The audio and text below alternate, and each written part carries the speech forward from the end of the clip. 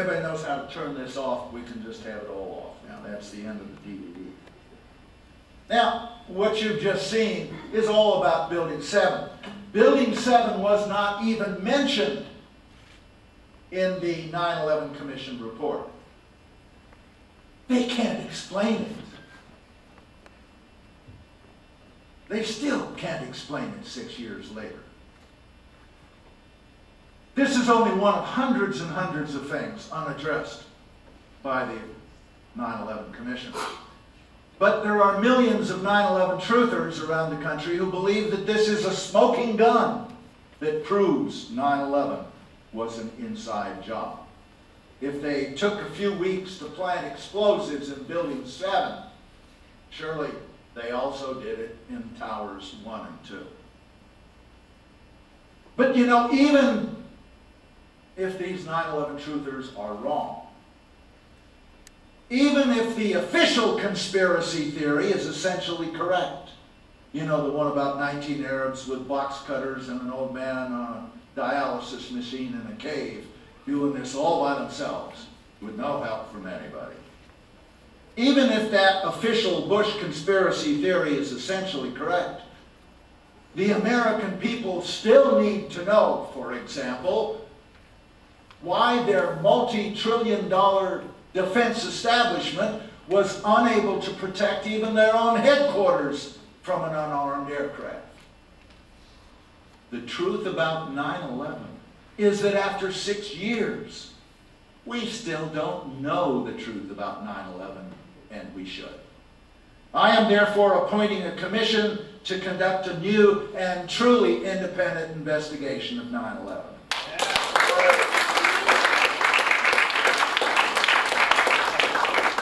It will have oversight by a few of you in Congress, by Senator Max Cleland, by Dr. David Ray Griffin of the 9/11 Truth Movement, by Karen Breitweiser and Mindy Kleinberg of the Families of Victims, and by Sybil Edmonds and other whistleblowers in the FBI.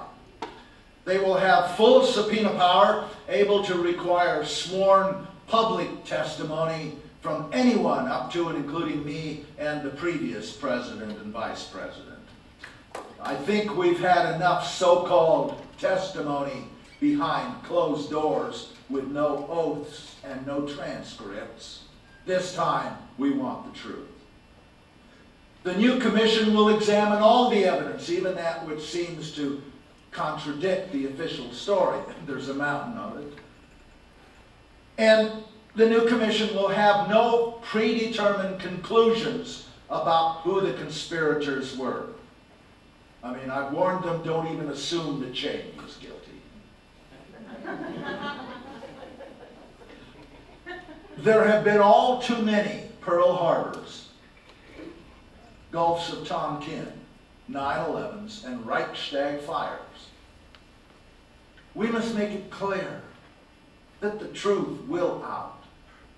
Never again must we allow this nation to be stampeded into war under false pretenses.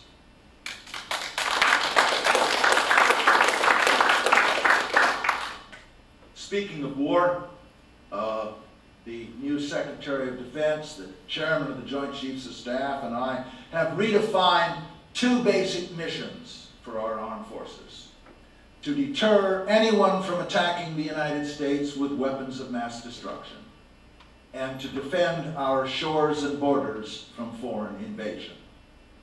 Period. After a few years of transition, this redefinition of mission will result in a peace dividend of $400 billion per year, with no one joining the ranks of the jobless. Until new contracts come out for renewable energy and non-polluting transportation, the rebuilding of our infrastructure, there are to be no layoffs. If we can pay farmers not to grow crops, we can pay engineers and machinists not to build weapons.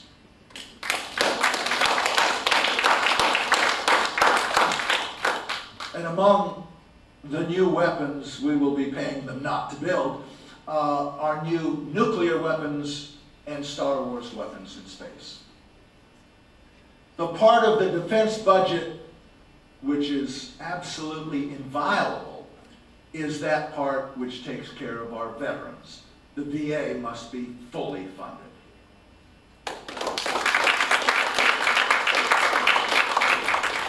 The cost of caring for the disabled veterans from the Iraq War alone will be in the trillions of dollars over their lifetimes. But it is a cost we must bear. The signature wound of this war has been brain trauma, and yet the Bush administration slashed the funding for the Brain Trauma Center by 50%. To create so many thousands of disabled veterans in their wars of aggression and then refuse to take proper care of them was perhaps the worst sin of the Bush administration.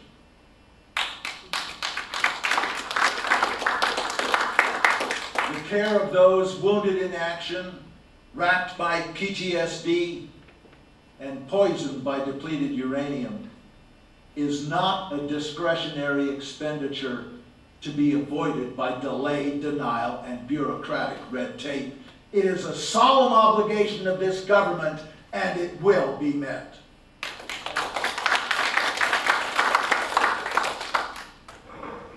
Now, in the last half a century, the United States has gone from savior of the civilized world to the #1 rogue nation on earth.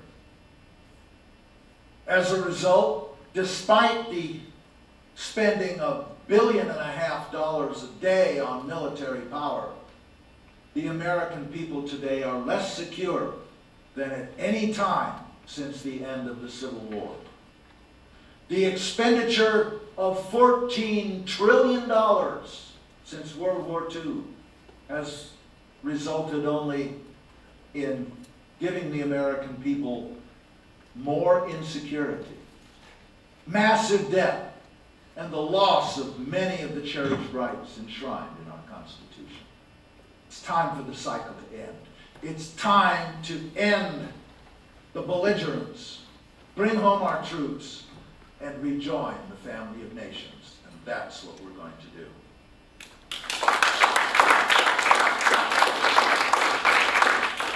To set the stage for discussing our plans for Iraq, I'd like to give you a little historical background. First, I'd like to read a few excerpts from a speech I gave to an anti-war rally on February 15th, 2003, a month before the Iraq War started. Saddam Hussein is a bad guy.